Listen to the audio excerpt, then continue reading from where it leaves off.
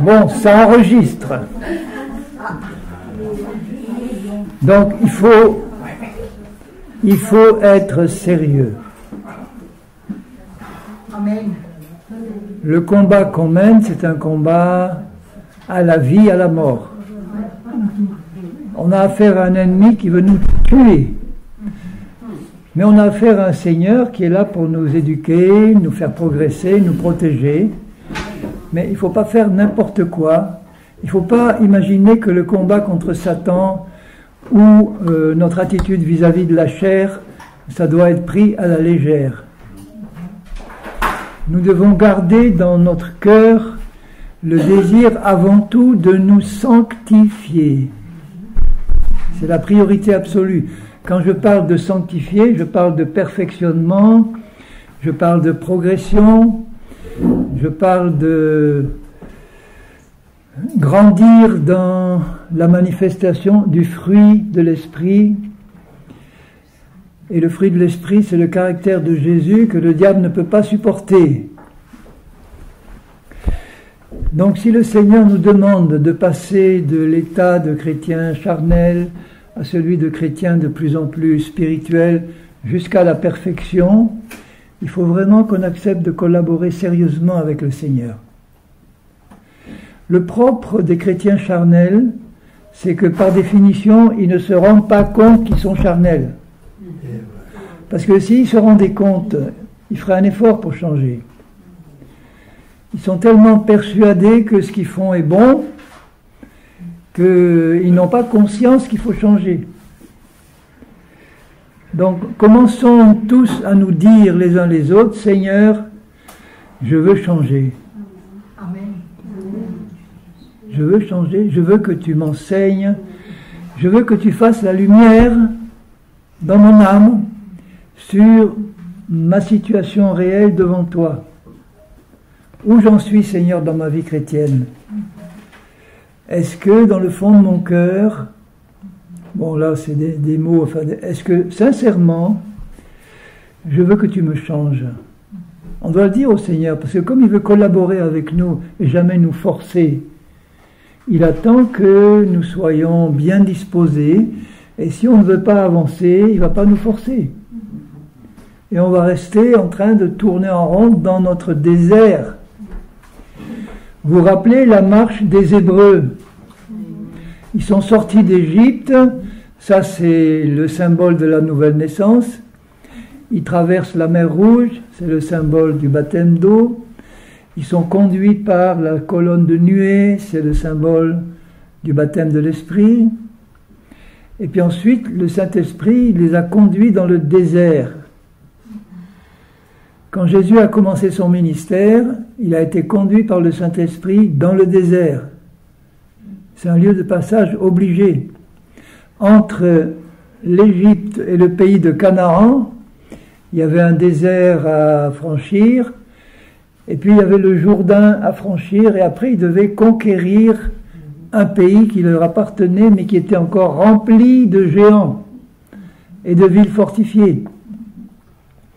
C'est comme si je vous disais que une fois que vous avez rencontré le Seigneur et que vous vous êtes converti, il faut encore que vous y alliez à la conquête de tout ce qui est encore entre les mains de Satan dans votre vie, qui est contrôlé par la chair, qui est contrôlé par des démons. C'est l'image de ce qui se passait dans le pays de Canaan. Ce pays leur appartenait, mais il y avait là-dedans des géants, des ennemis, c'était leur pays, mais il fallait aller le conquérir à la pointe de l'épée, qui est la parole de Dieu. Et pour ça, ils devaient passer par deux étapes, qui sont nos étapes à nous. Ils devaient franchir le désert, et c'est pas un endroit agréable, le désert. Le désert, c'est le symbole de la marche par la chair. Le pays de Canaan, c'est le symbole de la marche par l'esprit, dans l'abondance divine de l'héritage que nous avons en Jésus. Or, les Hébreux, quand ils sont sortis de l'Égypte, ils ont amené l'Égypte dans leur cœur. sont sortis physiquement de l'Égypte, mais l'Égypte n'était pas sortie de leur cœur. Ils avaient encore une mentalité d'esclaves, ou une mentalité de dominés, de gens qui étaient dominés pendant des siècles, et qui avaient une mentalité d'esclaves. Et une mentalité d'esclaves, c'est une mentalité d'opprimés, de gens qui se plaignent parce qu'ils sont vraiment dans des conditions difficiles, surtout à la fin de leur esclavage. Et donc, ils ne se rendaient pas compte en quittant l'Égypte, avec les trésors de l'Égypte, avec ce qu'ils avaient pris comme or, comme argent, comme bien à leurs voisins égyptiens, partaient avec la grâce de Dieu, partaient avec le Seigneur qui était devant eux dans la colonne de nuée, alléluia, tout va bien. Mais ils ne se rendaient pas compte, eux, de l'état de leur cœur. Et Dieu a permis qu'il y ait dans le désert des épreuves. Ce n'était pas des maladies, ce n'était pas des... Enfin, au début du mois, les maladies et les jugements sont venus quand vraiment ils ont continué à résister à Dieu et à être rebelles. Mais au début, il y avait des épreuves. Par exemple, ils arrivent dans un lieu où il n'y a pas d'eau, alors qu'il y a 3,5 millions de personnes, des veaux, des vaches, toutes sortes d'animaux, des petits bébés, des enfants. Imaginez un peu ce peuple-là qui arrive là, pas d'eau. Dieu attendait que eux se rendent compte de la réaction qu'ils allaient avoir devant cette épreuve. Et ils ont eu une réaction charnelle. Ils ont commencé à rouspéter, à protester contre Moïse, à protester contre leur conducteur, mais en fait ils protestaient contre Dieu. Ils n'étaient pas contents. Mais imaginez que Dieu les a fait sortir d'Égypte avec des prodiges extraordinaires. Les 10 plaies d'Égypte, c'était des manifestations surnaturelles de leur Dieu. Ils ont vu devant eux la mer Rouge s'ouvrir. Ils sont passés à sec. Ils ont vu des prodiges extraordinaires se passer qui leur ont montré que leur Dieu était vivant. Ils ont vu toute l'armée des Égyptiens engloutie dans la mer Rouge. Ils ont vu leur Dieu faire des miracles. Et là, ils arrivent dans un endroit où il n'y a pas d'eau. La réaction que Dieu attendait de eux, c'était de dire, on a vu notre Dieu faire des miracles, il va encore en faire un. Pas la peine de s'exciter, pas la peine de se fâcher, pas la peine de manifester la chair, l'animosité, la dispute. Bon, et puis Dieu est patient, il dit à Moïse de parler au rocher, l'eau sort, etc. Bon, ensuite ils font quelques kilomètres, ils arrivent dans un endroit où il y a de l'eau, mais elle n'est pas buvable. Dieu attendait qu'ils aient compris la leçon et qu'ils commencent à réagir, non plus par la chair, mais par l'esprit. Ils commençaient à dire, bon, on a compris la leçon. Et là, ils recommencent à rouspéter, et ils recommencent à se plaindre. Dieu, qui est bon, leur a dit, bon, jetez un bois dans l'eau qui représente la croix, et elle va devenir bonne à boire. Il a fait un miracle. Et Dieu attendait qu'aux étapes suivantes, des épreuves suivantes, ils aient à nouveau la bonne réaction. Ils arrivent à un endroit, oh, on voudrait manger de la viande. On en a assez de cette manne qui tombe tous les jours. Rendez compte le miracle de Dieu qui faisait tomber de la bonne manne tous les jours. Et il leur fallait des oignons, de l'ail, des bons légumes de l'Égypte, qui mangeaient en tant qu'esclaves. Ils avaient la possibilité de cultiver leurs légumes et leurs produits maraîchers, et leurs poules, et leurs canards, et leurs pâtés en croûte, et leurs... Et là, il n'y avait que de la manne et de l'eau. Eh bien, ils ont rouspété. Et Dieu leur a donné des cailles. Il leur dit, je vais vous en envoyer tellement que vous allez en avoir jusque-là. Pendant 1 mois, ils en avaient 2 mètres de haut de cailles sur 3 kilomètres à la ronde. Et les cailles leur sortaient par tous les pores. Mais vous voyez, la bonté de Dieu. Mais ils ont commencé à être châtiés, là. Là, il y a eu des plaies qui ont éclaté. Parce que si nous, enfants de Dieu, on ne veut pas apprendre la leçon qui veut nous apprendre le Seigneur, arrête maintenant d'être charnel, je veux t'apprendre à être spirituel. Oh mais moi je suis pas mal là-dedans finalement. La vie elle est bonne avec Jésus. On n'a pas à s'en faire, ça tombe du ciel. on n'a pas à travailler, on n'a rien à faire.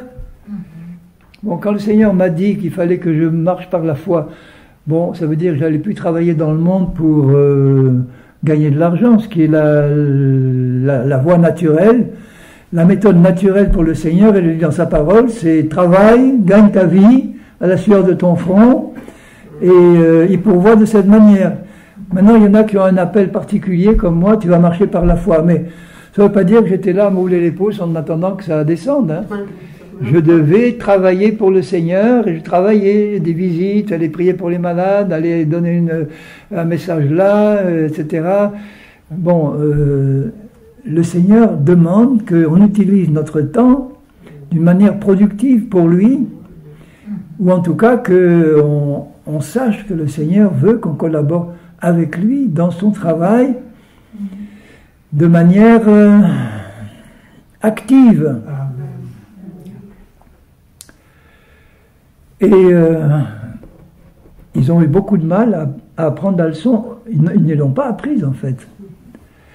Il y a des châtiments qui ont été de plus en plus durs quand ils ont protesté parce qu'ils n'avaient que la misérable manne, etc. Dieu a envoyé des serpents brûlants pour les piquer. Et le serpent, on sait ce que ça représente. Hein. Et il y en avait plein qui mouraient. Alors il a dit, bon, ben ça va, on se repent, on demande pardon. Ok, d'accord, je vous pardonne. Fais un serpent brûlant sur le poteau, et tous ceux qui vont le regarder, ils seront pardonnés et guéris. C'est l'image de Jésus. Mais il y a eu une plaie qui a éclaté. Il y en a, je ne sais pas, 23 000 ou 26 000 qui sont morts. Quand Moïse était sur la montagne, là, et que pendant 40 jours, ils attendaient, ils ont dit, bon, où est-il ce Moïse? On ne sait pas ce qu'il est devenu. On va se faire un veau d'or, et on va commencer à l'adorer, c'est lui notre Dieu. Et Moïse descend, et il y a encore une plaie qui éclate. Il dit à la tribu de Lévi, il dit, quels sont ceux qui veulent être avec moi? La tribu de Lévi arrive, et dit, vous allez tuer maintenant tous vos proches, certains de vos, en expiation de la faute qui a été commise. Il ne faut pas jouer avec le Seigneur. Hein. Ils auraient dû apprendre la leçon, et ils ont eu le temps. Dieu leur a laissé 2 ans de marche dans le désert pour commencer ou avoir le temps nécessaire pour passer de l'état de charnel à l'état où on commence à faire confiance à Dieu quand même. Et ils n'ont pas su apprendre la leçon. C'est l'épître de Paul aux Corinthiens dit ceci.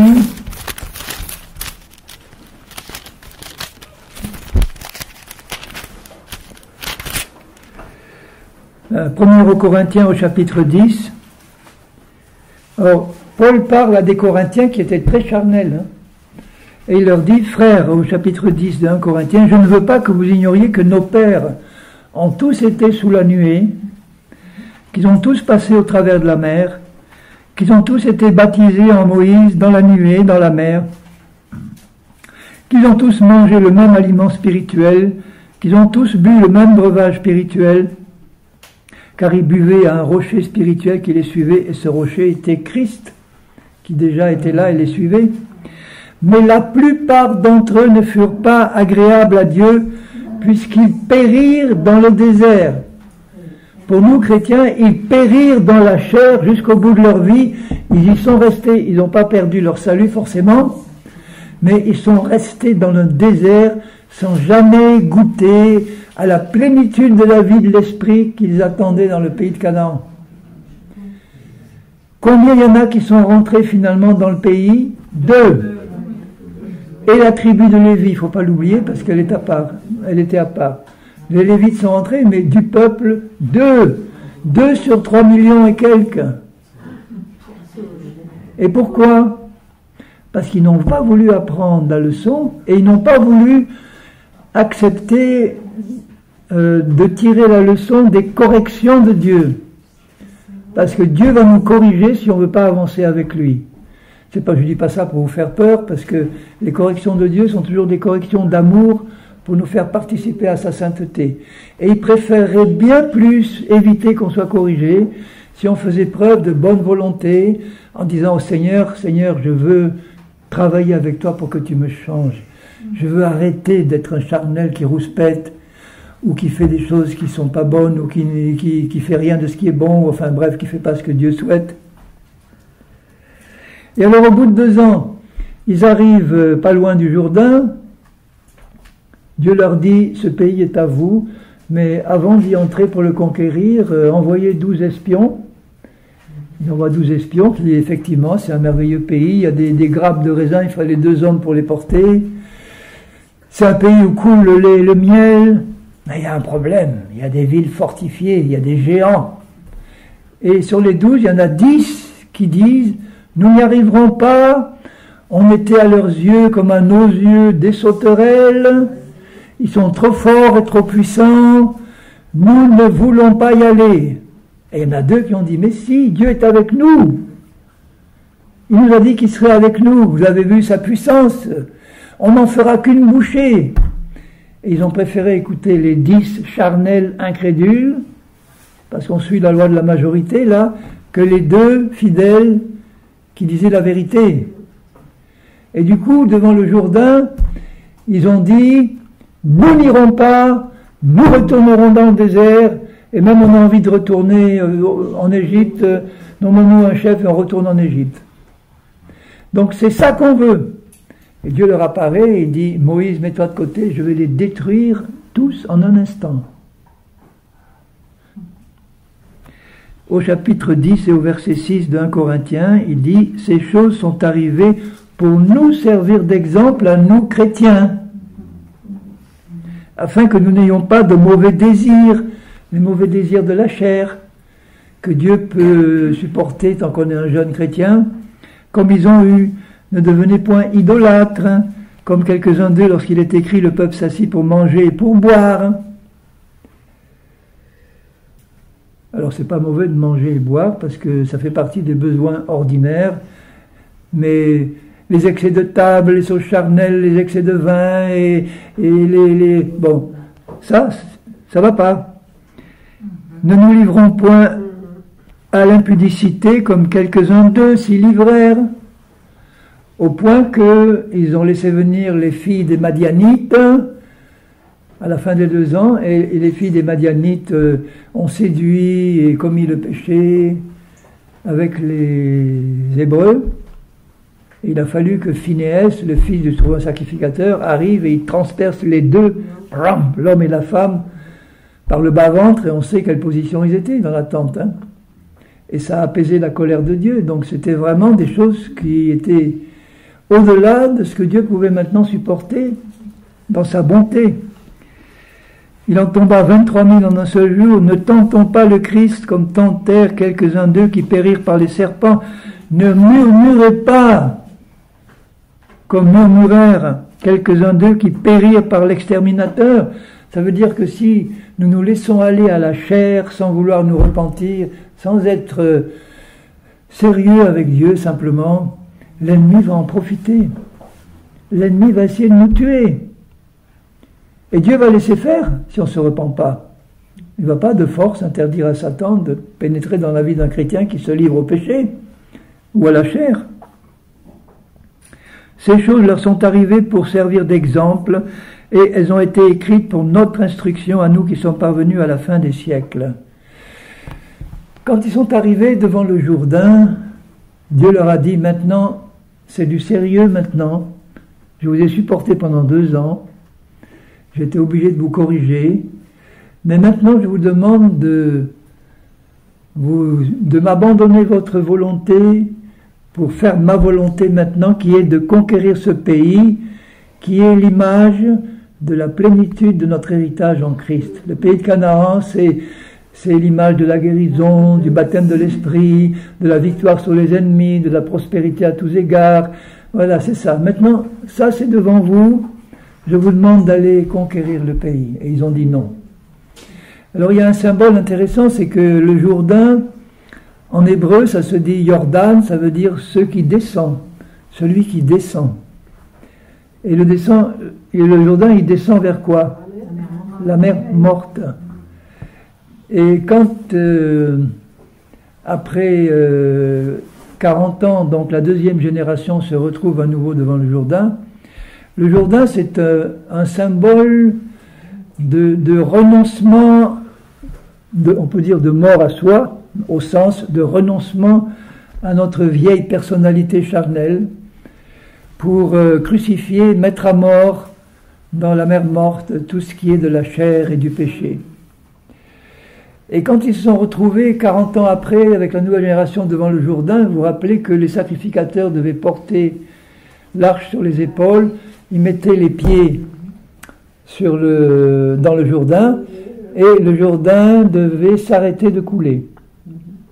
Ils devaient attendre que ça s'arrête. Or, c'est intéressant, vous le vérifierez vous-même dans le livre de Josué. Au moment où les sacrificateurs ont posé le pied sur le Jourdain, l'écoulement du fleuve a été coupé au niveau de la ville d'Adam, qui se trouvait à 40 km en amont.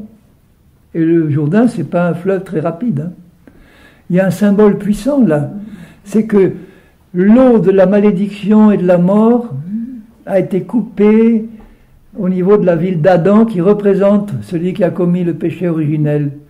Et à ce moment-là, l'eau a mis du temps pour couler et arriver devant les pieds, qu'elle s'assèche devant les pieds des sacrificateurs. Ça a pris peut-être, je sais pas, 40 km à raison de, 15 km à l'heure. Ça fait 2-3 heures d'attente, les pieds dans l'eau, d'attendre que l'eau s'assèche sous leurs yeux. C'était un acte de foi. Mais en même temps, c'était un symbole. C'est comme si Dieu leur disait, maintenant, est-ce que tu décides de capituler, d'arrêter de murmurer, d'arrêter de vouloir être charnel ou de rester charnel? Est-ce que maintenant tu veux capituler pour faire ma volonté de bon cœur? C'est ça que représente le franchissement du Jourdain, le fleuve de la mort.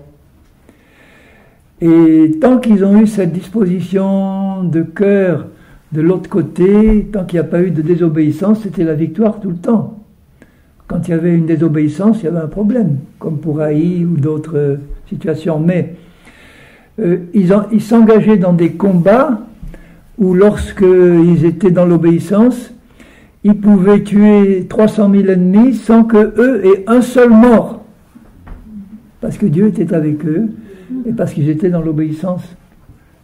Ils apprenaient là à marcher par l'esprit. Ils avaient décidé de quitter le désert de la chair pour passer le fleuve de la mort et puis entrer. Mais ils ne sont pas allés jusqu'au bout encore de la conquête. Après quelques années, ils ont laissé les peuples qui étaient là, sur place, ils ont arrêté de les exterminer.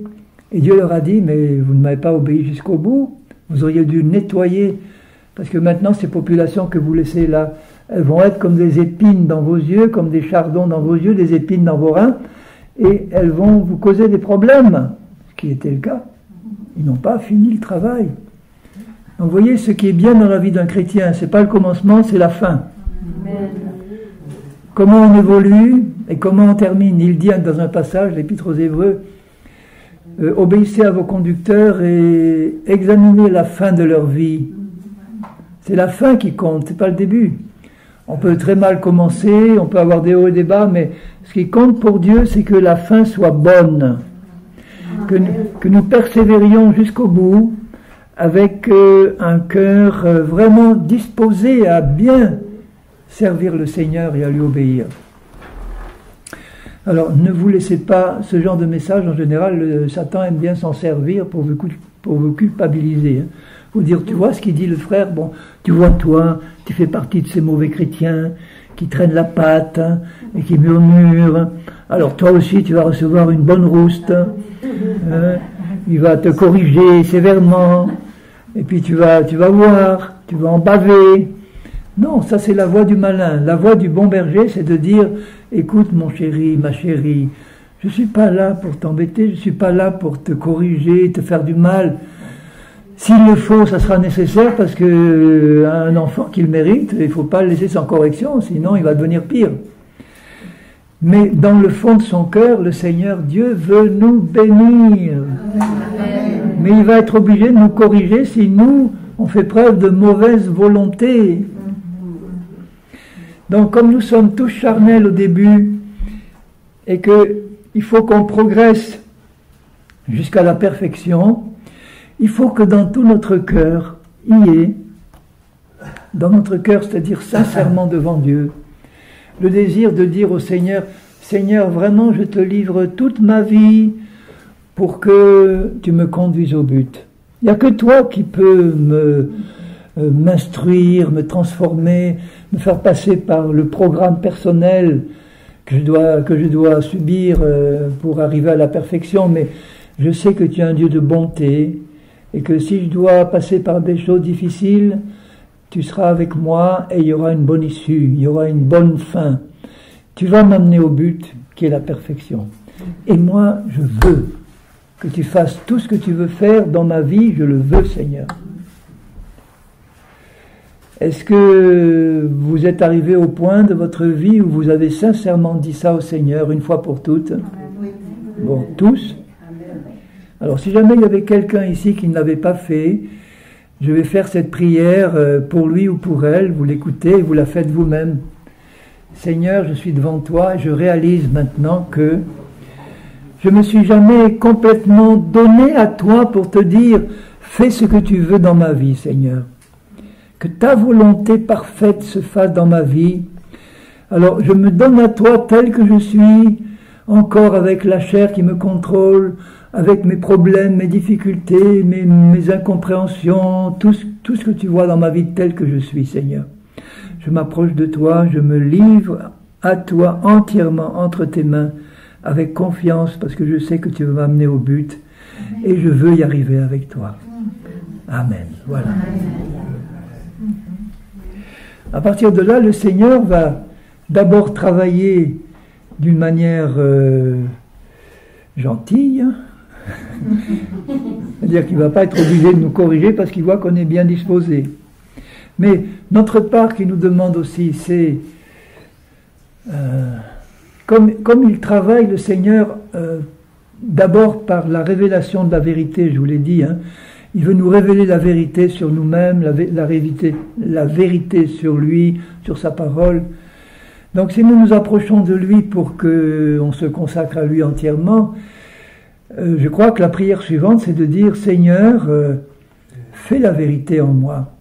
Ouvre mes yeux pour que je voie la vérité sur mon état actuel. Parce que comme je suis charnel, je ne vois pas que je suis charnel. Et si quelqu'un me dit, tu es charnel, je vais lui rentrer dedans parce que je ne serai pas d'accord avec lui et que la chair va me pousser à lui répliquer comme ça. Alors là, dans ce point, nous sommes arrivés, il est important de prier les bonnes prières. Et je vais vous montrer les bonnes prières à prier que vous pouvez faire pour vous-même. Ce sont les prières que Paul faisait pour les Éphésiens, pour les Colossiens, les Philippiens, des simples prières, mais que vous avez eu l'occasion de lire, mais faites-les pour vous-même, faites-les pour les autres, pour vos frères et sœurs que vous voyez patauger dans la chair, parce que il faut savoir qu'un chrétien qui patauge dans la chair, il est difficilement enseignable.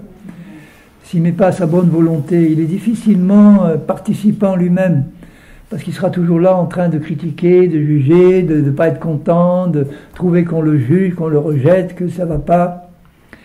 Donc priez pour lui, pour que ses yeux s'ouvrent, mais priez pour nous, priez pour vous-même, pour moi, chacun pour soi. La prière que Paul fait dans l'épître aux Éphésiens, je la connais par cœur, mais vous la connaissez aussi sûrement, mais je la relis avec vous au chapitre 1er d'Éphésiens et au verset 16. Je ne cesse de rendre grâce pour vous, faisant mention de vous dans mes prières. Donc c'est une prière que Paul faisait pour lui aussi, hein, sûrement. Afin que Dieu, le Dieu de notre Seigneur Jésus-Christ, le Père de gloire, vous donne un esprit de sagesse et de révélation dans sa connaissance. Ça veut dire, il ne parle pas de mon esprit régénéré. Mon esprit régénéré, il est déjà sage et juste, mais simplement pour qu'au niveau de mon âme, il y ait une révélation qui vient de l'esprit et que la sagesse qui est là-haut descende dans mon cœur pour que je voie les choses comme Dieu veut que je les voie. Alors, je dis, Seigneur, mais Donne-moi une révélation de ce que tu es. Donne-moi un esprit de sagesse. Donne-moi ta sagesse dans mon âme. Donne-moi la révélation. Fais la lumière en moi. Montre-moi ce que tu veux me montrer, Seigneur. Et honnêtement, de tout mon cœur, je te le demande parce que je sais que c'est une prière qui est conforme à ta volonté et que tu l'exauces. Illumine les yeux de mon cœur. Ça veut dire que je vois dans l'invisible ce que je n'ai pas vu encore, Seigneur. Que je vois quel est mon état. Comment tu me vois, toi, maintenant, Seigneur? Comment tu me vois?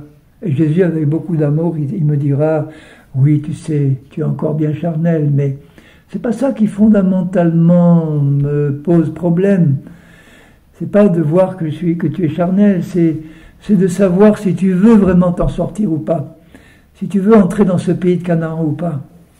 Est-ce que tu veux vraiment que je te fasse la lumière en toi, pas pour te juger et te condamner, pas pour te culpabiliser, ça c'est Satan qui le fait, mais pour que tu vois où tu en es et que tu décides de changer avec l'aide de Dieu.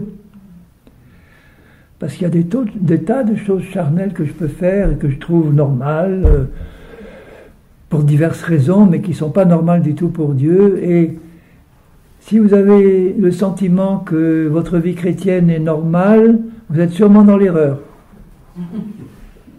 Si vous avez sûrement l'impression que ça va à peu près correct, vous vous plantez. Parce qu'il y a des tas de choses qui sont en réserve là et qui ne sont pas manifestées. De dire au Seigneur, illumine les yeux de mon cœur pour que je le sache, par révélation de ta parole, de ton esprit, quelle est l'espérance qui s'attache à ton appel. Quelles sont les choses que tu me réserves, Seigneur? Qu'est-ce que tu en réserves pour moi? L'enlèvement. L'enlèvement, ça veut dire qu'il y a une préparation à l'enlèvement. Que je dois me préparer, être prêt à partir à tout moment. Que je ne sois pas, au moment où la trompette sonnera, plongé dans la chair et le péché en me disant « Demain, j'aurai le temps de me repentir. » Et si la trompette sonne pendant la nuit, tu pars pas? Prends l'habitude de te repentir tout de suite dès que le Seigneur te montre quelque chose. Et s'il y a un frère ou une sœur, écoutez bien ça, s'il y a un frère ou une sœur qui te dit « Écoute, j'aimerais te prendre à part parce que j'ai vu en toi des choses qui ne vont pas et j'aimerais t'en parler avec amour », comment vous allez réagir? Le mieux, c'est de dire « Écoute, viens, ok, parlons-en. Je veux au moins t'écouter. Peut-être que le Seigneur me montrera que tu te trompes, mais si je suis honnête devant Dieu, je vais écouter avec un cœur ouvert en disant « Seigneur, je vais écouter ce frère, cette sœur qui veut me parler de ta part.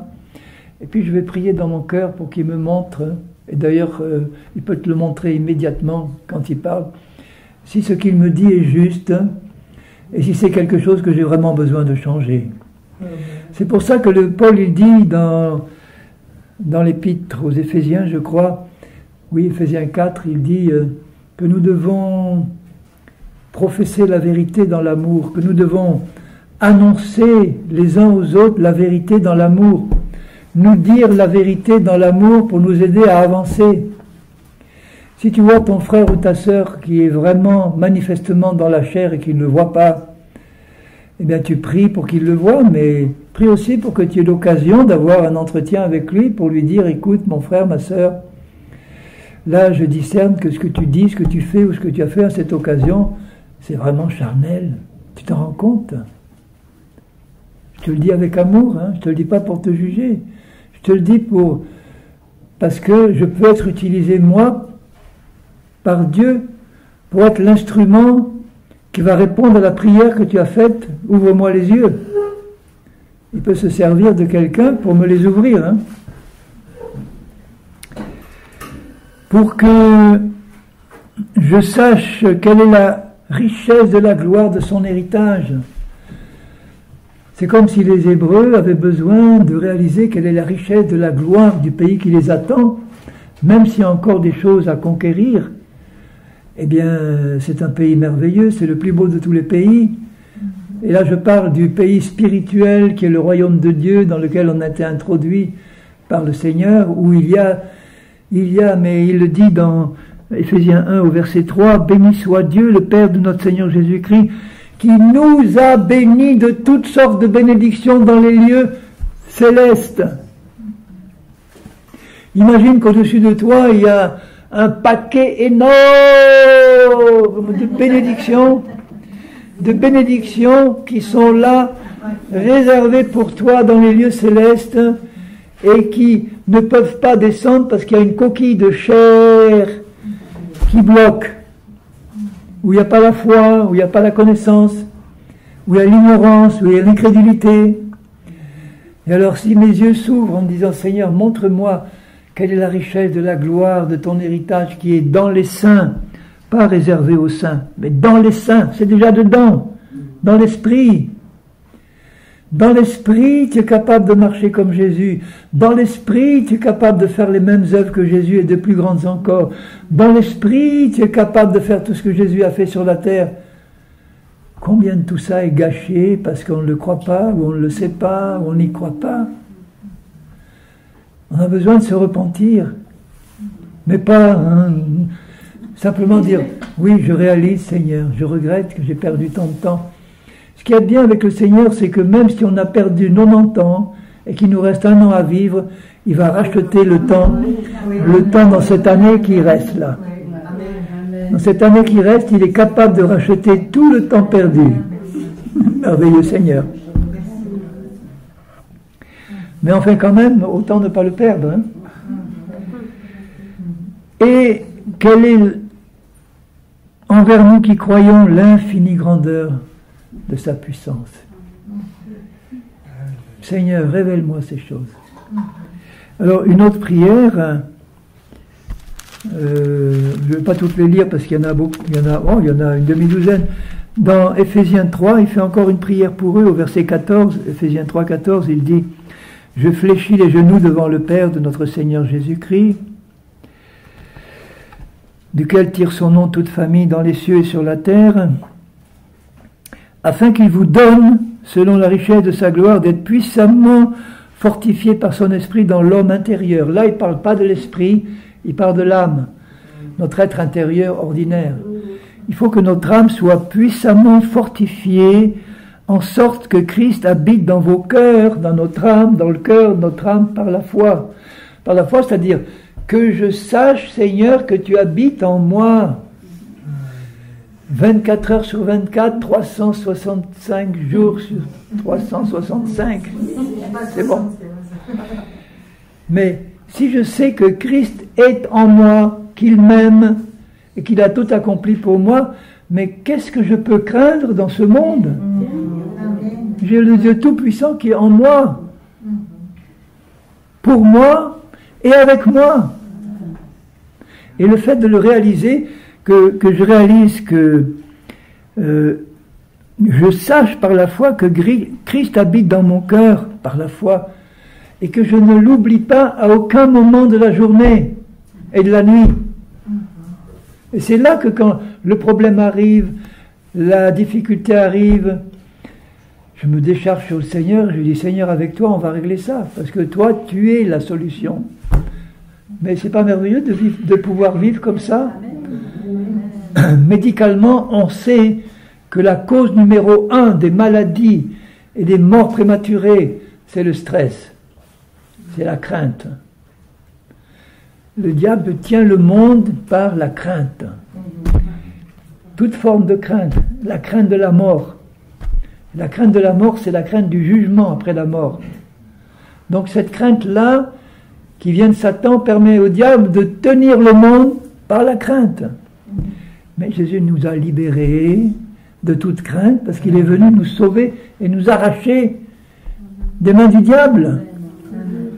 Et on est bien entre les mains de Jésus, on n'a rien à craindre de lui. Hein. Et au verset 17 du chapitre 3, il dit « Afin qu'étant enraciné et fondé dans l'amour », ça veut dire mes racines, elles sont dans Jésus, elles sont dans l'amour de Jésus. Comme une plante a besoin d'eau et de racines profondes pour vivre, eh bien là, je suis enraciné dans l'amour de Jésus. Je puise l'amour de Jésus qui remonte jusqu'au bout de mes feuilles. Mes feuilles, elles sont là. je puisse comprendre. Ça, j'ai besoin d'une révélation. Seigneur, je veux comprendre, quoi, avec tous les saints, quelle est la largeur, la longueur, la profondeur, la hauteur. Pas seulement comprendre, mais connaître l'amour de Christ qui surpasse toute connaissance. Ah Seigneur, révèle-moi à quel point tu m'aimes. Tu le dis dans ta parole, c'est écrit, je le vois partout. Mais j'ai besoin d'intégrer ça au fond de mon cœur et de dire, Dieu m'aime vraiment. Mais Dieu m'aime vraiment. Il a donné son Fils pour moi. Il m'aime d'un amour éternel. Alors que tu le sentes ou pas, c'est pas ça qui compte. Il n'a pas dit qu'on le sentirait tout le temps. Mais il nous le dit et il nous demande de le croire. Dieu t'aime d'un amour éternel. Mais pas que toi, tout le monde. En sorte que vous soyez remplis jusqu'à toute la plénitude de Dieu. Il est écrit dans Colossiens 2 que Christ est rempli de toute la plénitude de Dieu. Et là, il dit la même chose pour chacun de nous. Il veut qu'on soit rempli de toute la plénitude de Dieu. En connaissance, en réalité, je le sais par la foi, que le Dieu qui est en moi veut me remplir de sa connaissance. Alors maintenant, dans Philippiens, il dit, Philippiens 1, il fait une autre prière, faisons ces prières pour nous, notez-les, faites-les, et refaites-les, ne les faites pas qu'une fois, refaites-les parce que ça vous plonge dans Philippiens 1, verset 8, Dieu m'est témoin que je vous chéris tous avec la tendresse de Jésus-Christ. C'est pour ça que moi je peux vous dire, vous êtes tous mes chéris d'amour. Vous êtes mes chéris d'amour. C'est pour ça que je vous...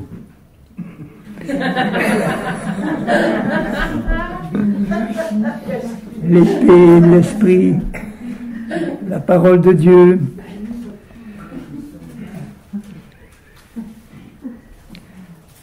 Et ce que je demande dans mes prières, c'est que votre amour augmente de plus en plus en connaissance et en pleine intelligence pour le discernement des choses les meilleures. Il y a un amour qui manque de discernement. L'amour, notre amour doit s'exprimer vers les autres avec discernement. Il y a des gens qui dans un premier temps ne supportent pas qu'on manifeste de l'amour pour eux parce qu'ils sont trop blessés. Ça leur fait mal qu'on les aime parce qu'ils sont trop blessés, ils ont fermé leur cœur. Et l'amour qu'on déverse sur eux, c'est comme de l'acide sur leur cœur blessé. Ça va. Donc il faut agir avec discernement. Dire Seigneur, montre-moi de quelle manière je peux manifester ton amour à cette personne qui est tellement blessée. Bon, en lui faisant un petit cadeau, du bien, priant pour elle, en voyant ce qu'elle est capable de supporter, et puis petit à petit, la guérison vient. Ça, c'est un amour qui discerne et qui est sage. Il faut que nous soyons remplis dans cette sagesse pour le témoignage aussi. Moi, au début de ma conversion, je manquais complètement de sagesse. Je bombardais mon père, ma mère, mes frères et sœurs de la parole de Dieu, de l'Évangile. Et à un moment donné, ils en avaient ras-le-bol. Jusqu'au moment où Dieu m'a dit, mais ferme-la ta grande bouche. Il est poli, hein. Il est poli. Prie et attends. Et pour mon père, qui était magistrat, très digne, qui a fini sa vie comme avocat, très respecté, lui, il me disait, moi, j'ai pas ta conception, Henri, ta conception, cette religion de sang, mais elle me plaît pas. Dieu est bon, il va jamais jeter personne en enfer. Mais enfin, arrête de me parler du péché tout le temps. Dieu est bon. Et donc, à un moment donné, j'ai arrêté de parler. Pendant peut-être 20 ans, j'ai arrêté de parler du Seigneur à mon père. Mais je lui manifestais de l'amour, je lui manifestais, on allait le voir, bon. Et là, je savais que je n'étais pas en train de l'exciter par mes témoignages sans sagesse. Et à un moment donné, 6 mois avant sa mort, un jour je vais le visiter dans sa maison, il me dit « Henri, tu peux me suivre dans mon bureau ?» Vous voyez qu'il fallait que ça sorte. Hein. Qu'est-ce qu'il faut faire pour être pardonné de ses péchés? Bon, j'ai compris que la graine, la semence, avait finalement fini par sortir, la semence qui avait été plantée, et puis il avait maintenant la conscience qu'il était pécheur et qu'il fallait savoir comment. Alors qu'avant, il me disait, mais Dieu va pardonner tout le monde comme ça, jeter personne. Alors j'expliquais, mais papa, t'as rien à faire. Il faut simplement que tu te reconnaisses pécheur et que tu reconnaisses que Jésus-Christ est mort sur la croix pour toi, pour expier tes péchés. Tu veux qu'on le fasse maintenant? Oui. On l'a fait. Et il a reçu le salut. Et quelque temps après, toujours avant sa mort, quelque temps après, j'arrive chez lui. Henri, j'ai quelque chose à te demander. Est-ce que vous faites toujours des baptêmes dans votre communauté? Voilà, bah vous. Je dis, papa, mais on ne t'a pas besoin de venir dans notre communauté. Il y a une baignoire ici, je la remplis et je te plonge. Et ça a été fait. Donc vous voyez, soyons sages et prions que le Seigneur fasse fructifier les graines qui sont semées et demandons la sagesse pour savoir quand nous devons nous taire et nous devons parler. Et c'est ça que votre amour augmente de plus en plus en connaissance et en pleine intelligence divine, sagesse, pour le discernement des choses, afin que vous soyez purs et irréprochables. Là, il parle de discerner toutes les choses de Dieu qui sont incluses dans sa parole, et qu'il me demande de méditer, de réfléchir, de prier, pour que la compréhension et la vérité soient de plus en plus claires, afin que vous soyez purs et irréprochables pour le jour de Christ, dans ma vie pratique, dans mon âme, remplis du fruit de justice, qui est le fruit de l'esprit, à la gloire et la louange de Dieu. Ce fruit, il grandit en moi à mesure que je deviens de moins en moins charnel et de plus en plus spirituel, à la gloire de Dieu. C'est pas le fruit de l'esprit qui me sauve, c'est parce que je suis sauvé que je dois produire le fruit de l'esprit. Je ne vais pas essayer de produire le fruit de l'esprit si je ne suis pas sauvé, ça ne marche pas. Hein. Maintenant, aux Colossiens, il leur dit, alors ça c'est la dernière prière de Paul, bon finalement vous voyez ça en fait deux dans les Éphésiens, une Philippiens et une là. Qu'est-ce qu'il demandait pour les Colossiens? 1, 9. Colossiens 1, 9. C'est pour cela que aussi depuis que nous ne cessons de prier Dieu pour vous et de demander que vous soyez remplis de la connaissance de sa volonté. Alors je lui demande, Seigneur, remplis-moi de la connaissance de ta volonté. Qu'est-ce que tu veux que je fasse? Quelle est ta volonté pour moi? Quel est ton plan pour ma vie? Où tu veux que j'aille? Qu'est-ce que tu veux que je fasse? Donc d'une manière générale, et puis d'une manière quotidienne. Je vous ai dit que Jésus veut diriger directement son peuple, personnellement, de lui à nous, par son esprit qui demeure en nous. Et il le fait en nous donnant des convictions, il le fait en nous donnant des révélations, mais pourvu qu'on veuille bien écouter cette petite voix-là, qu'on ne fasse pas les choses comme ça, sans réfléchir, sans prier. Et là, on peut être sûr que si on apprend à discerner la petite voix, j'appelle la petite voix parce que ce n'est pas une voix qu'on entend là, c'est le plus souvent une conviction tranquille qui vient dans le cœur quand on a simplement prié en disant « Seigneur, montre-moi, qu'est-ce que tu veux que je fasse dans ce cas-là » Et il nous donne la paix par rapport à quelque chose, et là on le fait avec conviction, parce qu'on a pris la peine de prier et d'interroger le Seigneur. Et là, on n'est plus aller à gauche, aller à droite sans réfléchir, ou écouter l'avis d'un l'un, l'avis de l'autre, ce que le pasteur dit, ce que tel frère ou telle sœur dit. On écoute, d'accord, on veut bien, mais on prie Dieu que par son esprit en nous, il nous dise ce qu'il veut que nous fassions. Et il le fera. On peut se planter, on peut se tromper, mais il y a une règle que vous devez bien savoir. C'est que si vous voulez faire la volonté de Dieu dans votre cœur, comme vous vous étiez engagé là tout à l'heure ou il y a longtemps déjà, en disant « Seigneur, je veux sincèrement faire ta volonté dans ma vie », Dieu vous laisse le libre arbitre pour faire vos choix comme vous voulez.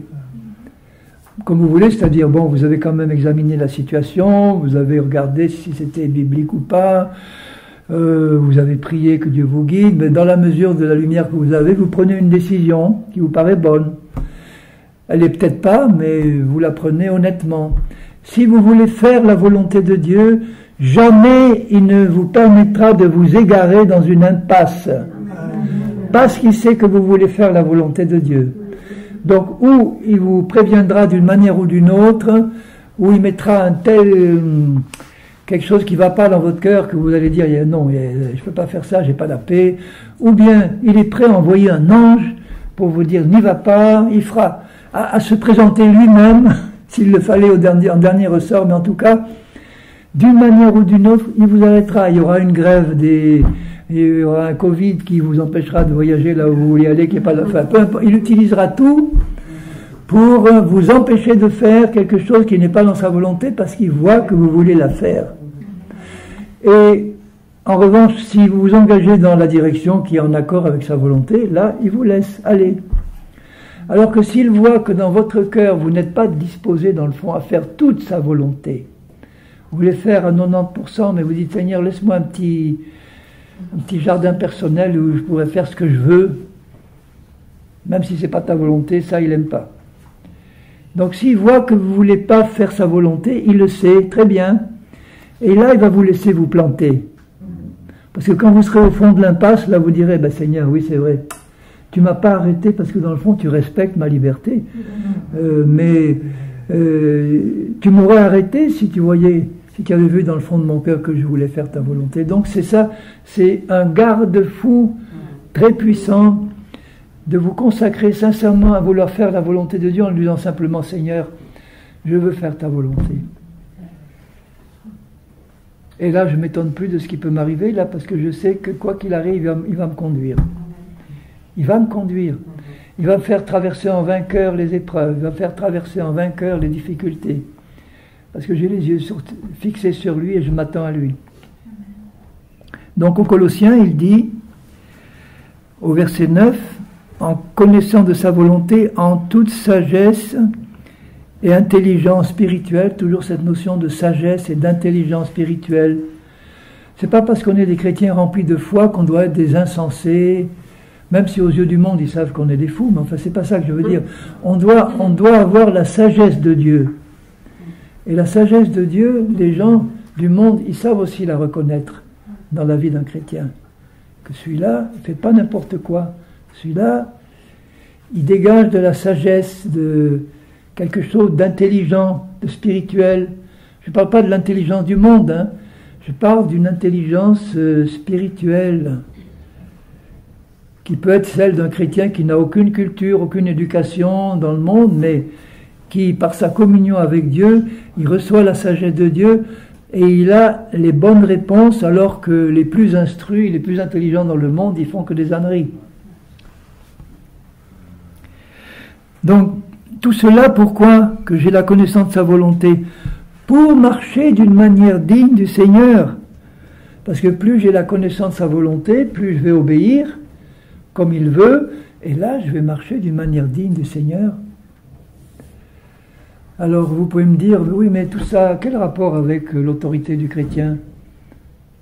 Il y en a un et trois, c'est que plus vous allez marcher en accord avec la volonté de Dieu, plus vous saurez ce qu'il faut faire quand le diable vous attaque, plus vous saurez ce qu'il faut faire quand la chair vous tente, et vous saurez répliquer à ces ennemis-là de la bonne manière, d'une manière victorieuse, spirituelle, sage, intelligente.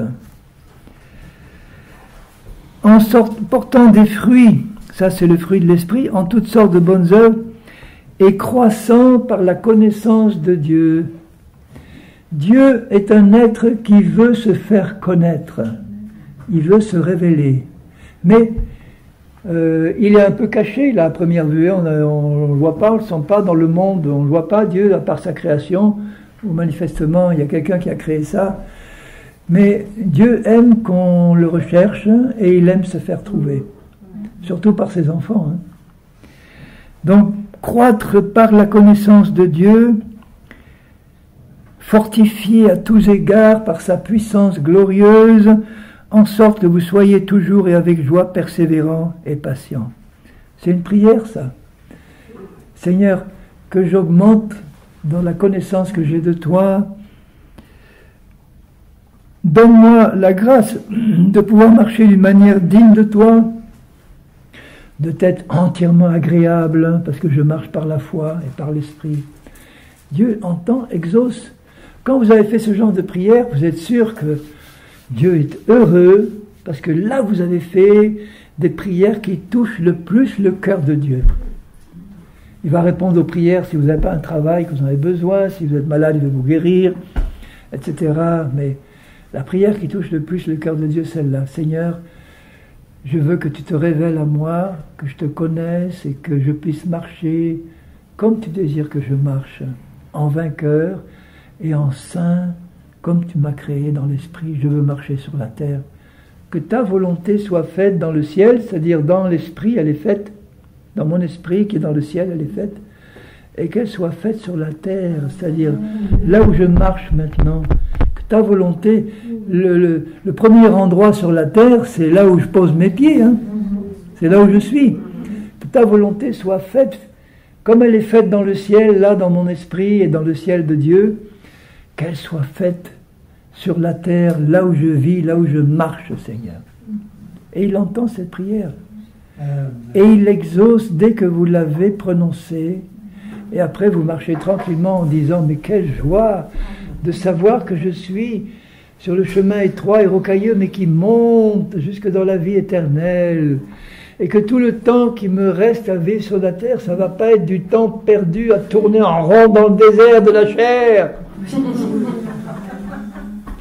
Mais que ça sera une marche victorieuse dans mon pays de Canaan, dont je jouis de plus en plus et je goûte de plus en plus la douceur des fruits et du miel et du lait. Alléluia. Alléluia. Amen. Bon, alors je vais en rester là pour le message, mais j'avais prévu de faire avec vous. On a commencé, il était presque la demi, donc ça fait même pas 1 heure que j'ai parlé, il nous reste encore peut-être 10 minutes. J'aimerais faire avec vous quelques petits exercices pratiques, tout simple. De faire quelques exercices pratiques de méditation de sa parole. Bon, méditer la parole de Dieu de manière biblique, c'est pas faire de la méditation à l'hindouisme, hein, où on est là et on fait le vide et on laisse des démons rentrer. On va prendre quelques versets. Je vais vous les montrer, les versets. Je vais les lire. Vous allez les écouter. Vous allez les lire, les écouter. Et puis passer un moment à les méditer en silence. À les méditer en silence et à vous mettre avec la grâce de Dieu et du Saint-Esprit dans une position où il va pouvoir faire un peu plus de lumière que celle que vous aviez jusque-là pour la compréhension de ce verset. C'est comme si je vous demandais de pénétrer par la foi dans le domaine de la parole de Dieu et de l'Esprit de Dieu, pour que, en la présence, par la foi de Jésus, puisque nous savons qu'il est là au milieu de nous, et qu'il est là dans votre esprit, il est en nous. Je vais prendre par exemple le premier verset dans la 2e épître aux Corinthiens.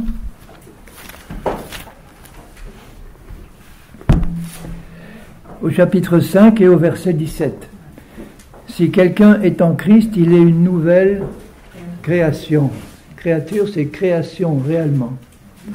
Donc, vous allez méditer cette phrase que je vais présenter comme ça. Je suis en Christ et je suis une nouvelle création en Christ. Alors, fermez les yeux, tout le monde, pour ne pas vous laisser distraire. Fermez les yeux et devant le Seigneur, et son esprit et Jésus qui est là. Demandez-lui de vous faire pénétrer plus profondément dans la compréhension de ce verset. Je suis en toi, Seigneur Jésus. Je suis en toi. Et je réalise que ça peut être, je suis en toi. Et en toi, je suis une nouvelle création.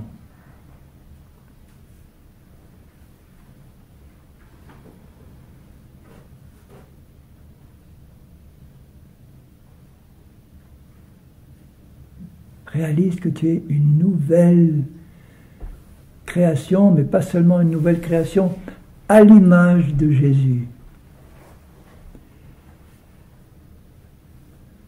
Dans ton être le plus profond, qui est l'esprit, tu es une nouvelle création. C'est un peu si je vous demandais par la foi de descendre au plus profond de votre être, qui est l'esprit, par la foi, hein, et de réaliser que cet être-là que vous êtes, là au plus profond, c'est une nouvelle création à l'image de Jésus. Et que Jésus habite là, à l'intérieur.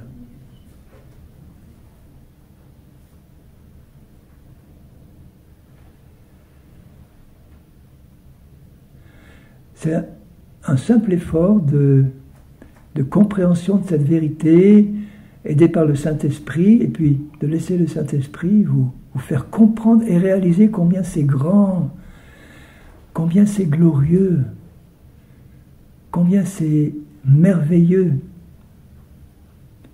qui t'a pris comme ça, qui t'a prise pour faire de toi une nouvelle créature qui n'a plus rien à voir avec tout ton passé de péché. Tu es une merveilleuse nouvelle créature à l'image de Jésus, sainte, pure, comme un don de la grâce de Dieu. Et Jésus est venu habiter là.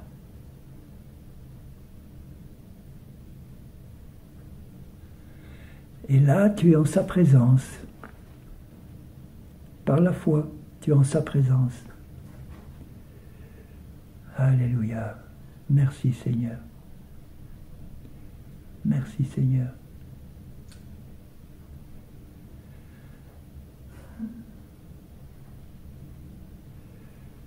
Et je sens dans mon esprit la paix de Dieu se répandre, pas seulement le silence, mais la paix de Dieu se répandre.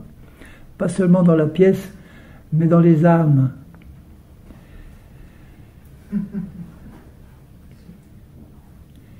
Je suis vraiment une nouvelle création, une nouvelle créature, à l'image de Jésus. Sainte et pure, le lieu très saint de la présence de mon Jésus en moi. Alléluia, merci Seigneur, merci. Merci Seigneur. Voilà, on n'est pas obligé d'y passer des heures, mais si vous le faites de temps en temps seul, méditez un verset de cette façon-là, en disant non seulement je l'ai lu, mais je ne me suis pas contenté de vite passer au suivant. J'en ai pris un qui me parle. Alors ça pourrait être, par exemple, il a porté mes maladies sur la croix, et par ses meurtrissures je suis guéri. Vous réfléchissez à ça, vous laissez le Saint-Esprit vous faire comprendre ce que ça représente. Prenez n'importe quel verset qui vous parle, dont vous avez besoin, et méditez-le de cette manière-là, tranquillement, dans la paix, en comptant que le Saint-Esprit vous le révèle d'une manière nouvelle. Ça, le peu que vous avez médité là, vous avez le sentiment que ça vous avait fait réaliser quelque chose, un peu, d'une manière nouvelle ou meilleure, hein, en quelques minutes simplement. Alors, si je prends un autre verset, par exemple,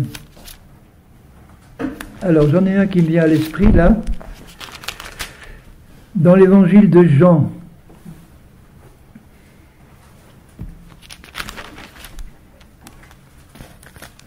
Au chapitre 7 et au verset 37. et 38. Jean 7, 37. Le dernier jour, le grand jour de la fête, j'ai cité ce verset dans le Valais il y a quelques jours, j'ai envie de le reciter ici parce qu'il est tellement beau. Le dernier jour, le grand jour de la fête, c'était le dernier jour de la fête des tabernacles, le dernier jour de toutes les fêtes de l'année.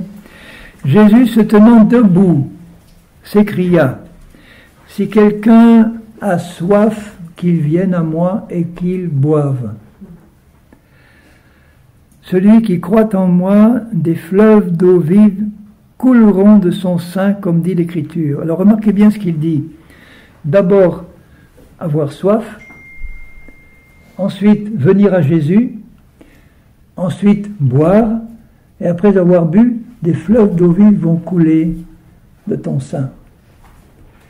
Le sein dont il est parlé là, c'est un mot grec qui veut dire le tréfonds des entrailles, le sein maternel, la partie la plus profonde, notre esprit. C'est là le sein. Donc, de notre esprit régénéré, écoutez bien ça, de notre esprit régénéré, par la présence de Jésus qui est en nous, sont prêts à jaillir des fleuves d'eau vive qui sortent de notre esprit, mais qui peuvent être bloqués au niveau de notre âme quand notre âme est charnelle et qui ont du mal à se répandre à l'extérieur. Mais ils sont là.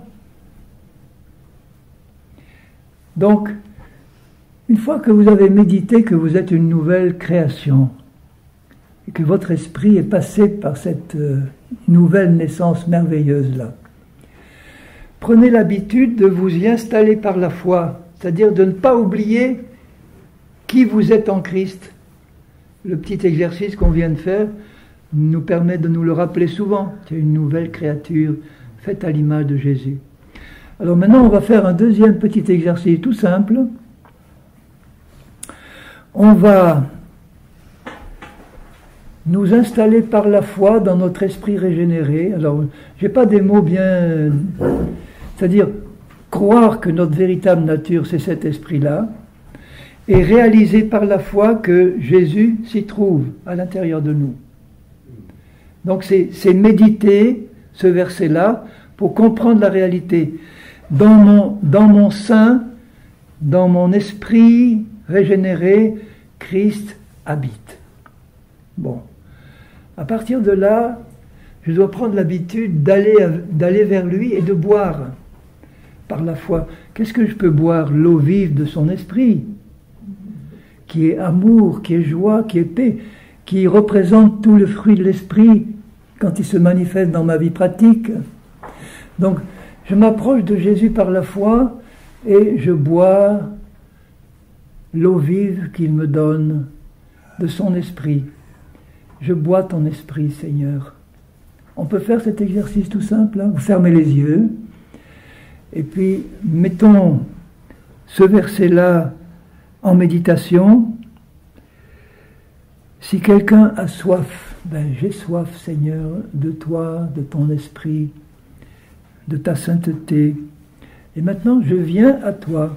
Je sais que tu vis en moi, dans mon esprit, là maintenant. Et maintenant, je viens à toi et je m'abreuve de l'eau vive de ton esprit que tu déverses en abondance sur moi et je m'en abreuve. Et je m'en remplis tellement que, comme tu me le dis dans ce verset, des fleuves d'eau vive couleront de moi, de mon esprit régénéré. Les fleuves d'eau vive, ils sont là, ils jaillissent de la présence de Jésus dans mon esprit et ils veulent jaillir à l'extérieur de mon esprit, dans mon âme, dans ma vie pratique. Mais déjà, par la foi, je sais que je bois à Jésus son eau vive de son esprit. C'est une façon de dire, je cultive ma communion avec Jésus pour recevoir de lui tout ce qu'il veut me donner dans cette eau vive, son amour, sa joie, sa paix. Est-ce que vous réalisez que votre esprit, il baigne dans un fleuve d'amour, de joie, de paix, de bonté, de bienveillance, de foi, de patience, de maîtrise de soi? C'est l'atmosphère divine dans laquelle se trouve mon esprit et la présence de Jésus.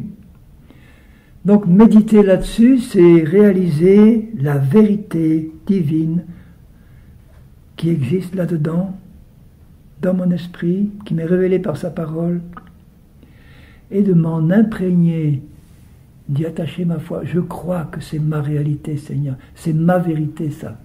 Ça, c'est la vérité qui est en moi. Merci, parce que la nouvelle créature que je suis, elle n'est pas seule là-dedans. Elle est la demeure de Jésus. Tu es avec moi toujours, Seigneur. Et je veux que tu m'aides à réaliser et à ne jamais oublier que tu es présent en moi en permanence dans ton esprit, que je peux m'approcher de toi librement et avec assurance, et que de toi je peux boire l'eau vive que tu me donnes à boire. Et il le dit à la Samaritaine, cette eau que je lui donnerai deviendra en lui, en elle, une source d'eau vive qui jaillira jusque dans l'éternité. Merci Seigneur, je bois, je m'en remplis.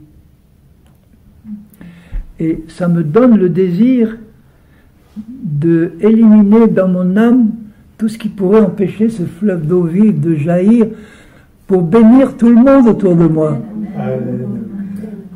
Parce que c'est ça que Jésus veut. Et alors là, ma prière, c'est Seigneur, aide-moi à te permettre de laisser jaillir non seulement de mon esprit, mais de tous les pores de mon être, ces fleuves d'eau vive qui représentent ton amour, ta paix, ta joie. Et quand tu marches tout au long de la journée dans cette conscience-là, que tu es conscient sans l'oublier, que tu es une nouvelle personne à l'image de Jésus, ne l'oublie pas, et que du fond de cette nouvelle personne, par la présence de Jésus, parce que tu le sais, tu le crois, il est prêt à faire jaillir en permanence autour de toi des fleuves d'amour, de paix. Tu vas dégager la bonne odeur de Christ en permanence. Je me rappelle le témoignage de Smith, toujours Wigglesworth, qui voyageait un jour en train, dans les compartiments anciens, il était en face avec d'autres. Il était là, assis dans son compartiment. Et c'était un homme de foi, il était rempli de cette présence-là. Et tout à coup, la personne qui était devant lui se met à genoux en disant « Vous êtes en train de me convaincre de pécher. » Juste sa présence. Il n'avait rien dit, pas témoigné, rien. Mais il se dégageait de lui un tel fleuve de la présence divine que ça a touché le cœur de cette personne qui est tombée à genoux. Donc, c'est ça qu'il veut pour chacun de nous. Et il nous a rendus tous capables de vivre ça et de le faire. Ne crois pas que tu ne fais pas partie de ceux auxquels Dieu s'intéresse vraiment parce que le diable t'a fait croire que tu étais trop mauvais chrétien pour être digne de manifester des choses aussi glorieuses. Mais non, tu es un fils et une fille de Dieu qui t'aime d'un amour éternel et il veut que non seulement de ton sein, mais de ton âme purifiée, jaillissent des fleuves d'eau vive en permanence. Et là, vous croyez que le diable aura de la difficulté à s'approcher ou de la facilité à s'approcher de vous? De la difficulté, hein.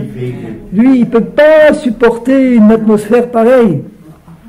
De même que les mouches à viande sont attirées par ce qui est impur, par les excréments, les mouches sont attirées. De même, les démons sont attirés par la chair. Si je la manifeste dans les mauvaises odeurs de la chair, ne vont pas attirer.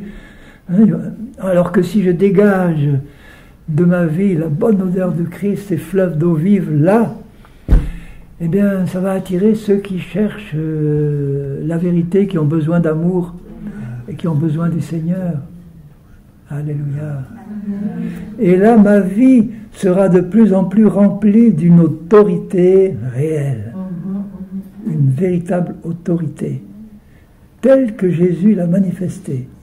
Jésus n'avait pas besoin de crier, il n'avait pas besoin d'y parler, et les choses s'accomplissaient.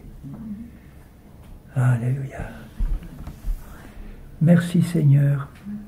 Bon, on aurait pu continuer, mais on va s'arrêter là. Moi j'aime bien pratiquer ça la nuit quand je me réveille. Tout de suite je choisis un verset dont j'ai besoin et je fais ça. Je médite, je comprends, je vois mieux, je réalise mieux et je le vis et j'en jouis et ça me rendort en paix. Au lieu de penser à il va y avoir demain et ça, et demain et ça, et ça, demain, non. Ça, c'est entre les mains de Jésus. Alors Seigneur, nous te bénissons pour ces moments que nous avons passés avec toi. Nous bénissons notre frère Charlie et sa femme Véronique, qui ont pris la peine de louer cette salle, de l'équiper, de nous servir. Notre frère qui nous a fait cette merveilleuse pâté au basilic maison, etc. De pâte. Pistou.